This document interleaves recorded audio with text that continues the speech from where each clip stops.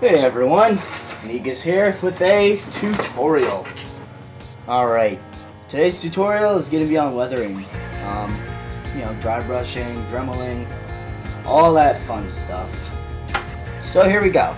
What you're going to need: a painted part. I chose to do a tutorial with the shield because it, gets weathered the most. Dremel tool.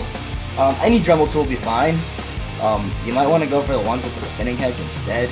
Those kind of get better results, but this works just fine too. This one kind of vibrates.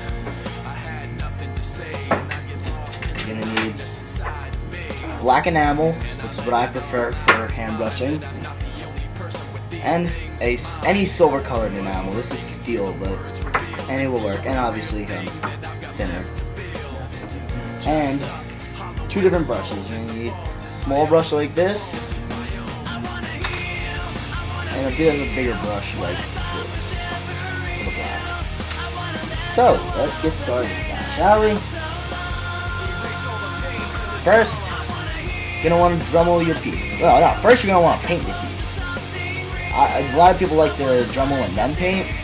In my opinion, it gets damaged after the paint gets put on, so obviously you don't want to paint it and then. So that's how I go about it.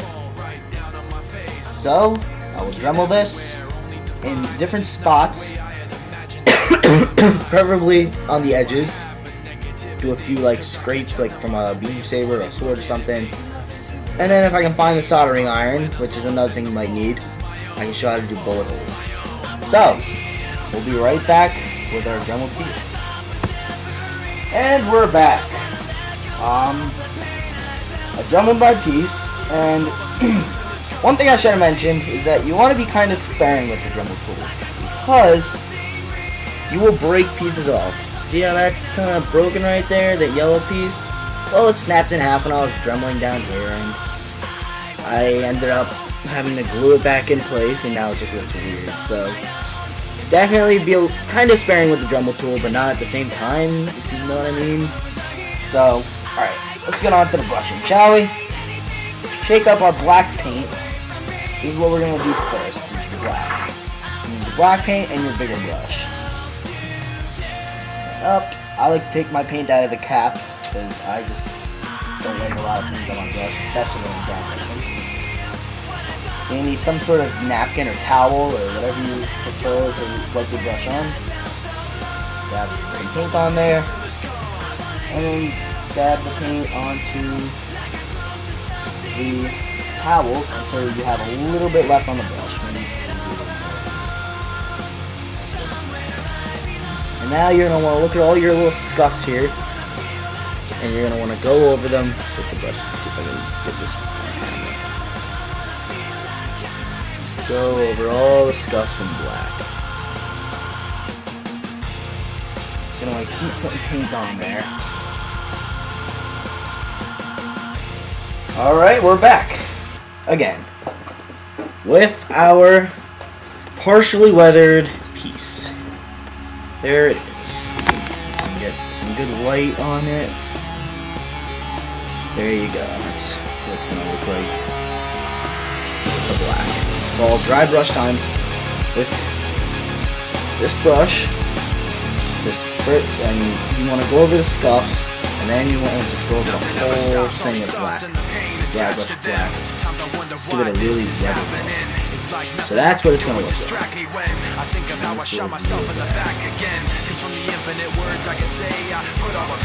Next step, we're going to do silver. Close up our black paint.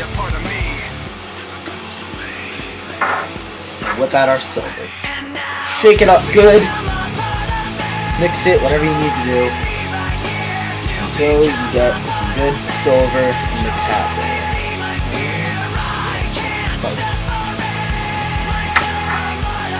And you're going to want to take your small brush. See all these divots that you Dremeled in? Right there, and on the edges right there. Right here is one. You're going to want to take your silver, only dab a very little bit off. You want a good amount on the brush.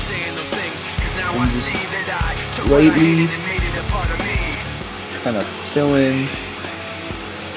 Those where you running. So it looks kind of like that. And there, my friends, is your finished product. Nice weathered mobile suit. I chose to do the Master Grade Strike Gundam plus IWSP, and I must say, the weathering looks pretty nice. Technical difficulties. So here's what the kit will look like. Painted and weathered. See a lot on the wings there. I did some pre-shading on it too. Pre-shading on the mobile suit itself isn't that great, but I think I did good pre-shading on the IWSP unit. Some weathering on the Gatling gun there. And then obviously the shield I showed you earlier. I don't know really where to put it because there's so much stuff on this kit. I really don't know where to put the shield, so we'll just let that sit there. This is an awesome display base. It really can't stand up on its own, kind of like most of the seed kits that have big things on the back, big giant backpacks and whatnot. But I say it's even better like that because you get a nice little display base with it. Instead of having to go out and buy an action base, you get one of these.